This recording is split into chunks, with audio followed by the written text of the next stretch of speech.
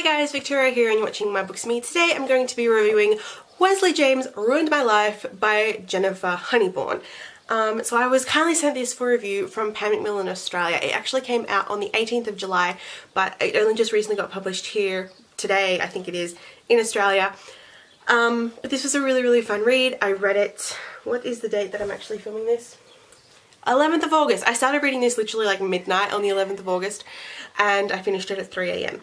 And it's become a real thing for me where if I start reading a contemporary before bed, I usually try and finish it like before I go to sleep or get most of it done. And it's usually 3 or 4 AM by the time I actually go to bed. But I really enjoyed this book, so stick around if you want to know more about it.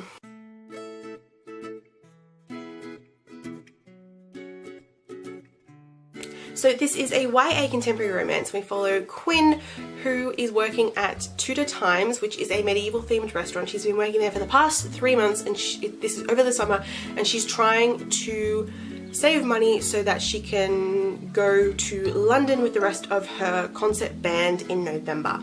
And she's really excited. She's kind of obsessed with England, especially because it is where her grandmother was born and where she like met her husband and grew up, and then she used to travel back at least once a year to see, I don't know if they had family over there, but just to visit England. And so Queen has grown up with all these stories from her grandmother about her time in England, and so she is obsessed with going and she can't wait to go because she hopes to cram in the week she hopes to be able to visit as many places as possible in the week that she's going to be there that have connections to her grandmother. She's really enjoying working at this restaurant, which is, as I said, a medieval themed restaurant. They have a whole King Henry VIII, who is kind of bonkers, the guy who plays him. And then this new guy starts and she's like, well, this should be fun, like I hope he's cute, blah blah. Turns out it is Wesley James, who used to be her best friend until he moved away 5 years ago, but not before completely ruining her life. Wesley revealed something that Quinn has always believed to be the reason why her parents got divorced, why her dad has a serious gambling problem, and not necessarily why her grandmother has Alzheimer's and is in a nursing home, but you know, it all just kind of flowed together.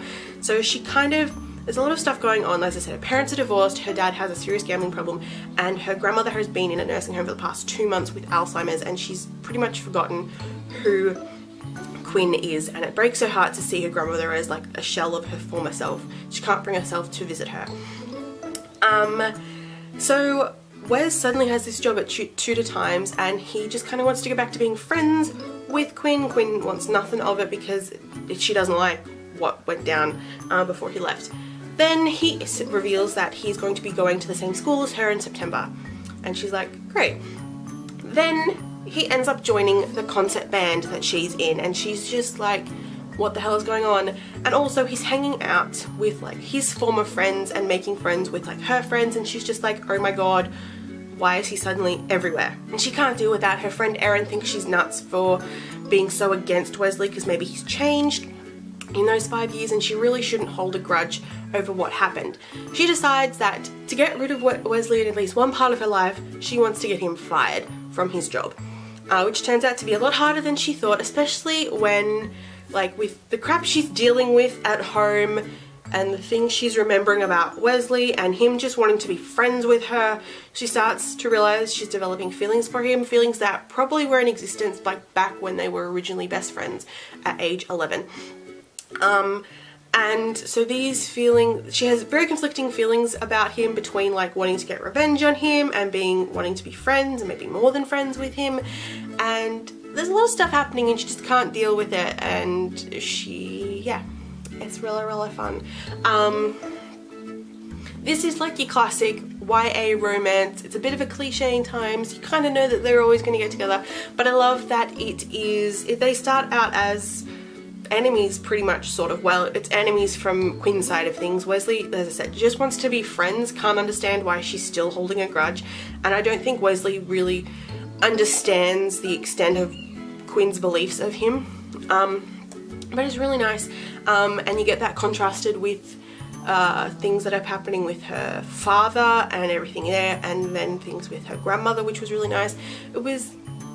It was really actually nice to read about her and her grandmother, because my nan actually also has Alzheimer's and very much the same as Quinn's grandmother in this, like in a nursing home and doesn't remember anyone, and it is really sad. And I'm at the point where it's been going on for a while, so I've kind of come to terms with it, but obviously it's a very new thing for Quinn, and it's just really interesting to read that about it. I really enjoyed that.